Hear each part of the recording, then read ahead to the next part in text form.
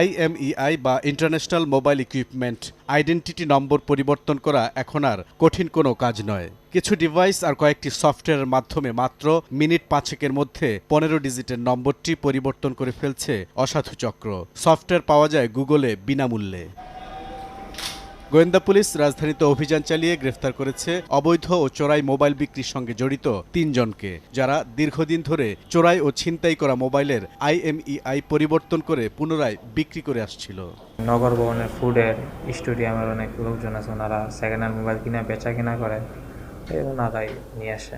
চুরি হওয়া ফোনের আইএমইআই নম্বর পরিবর্তন করলে ওই ফোন আর খুঁজে পাওয়া যায় না। কোনো অপরাধীর হাতে ফোন গেলে ফায়দা নিতে পারে আশঙ্কা পুলিশের। যে সমস্ত উন্নত ধরনের মোবাইল আছে সেই মোবাইলেও তারা আইএমইআই নম্বর চেঞ্জ করতে পারে।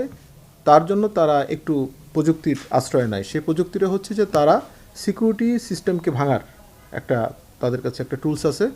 এটার নাম হচ্ছে অক্টোপাস এফআরপি টুল। এটা ফ্রিও আছে, এটা পেও করে, সফটওয়্যারটা পে করে তারা কিনতে পারে।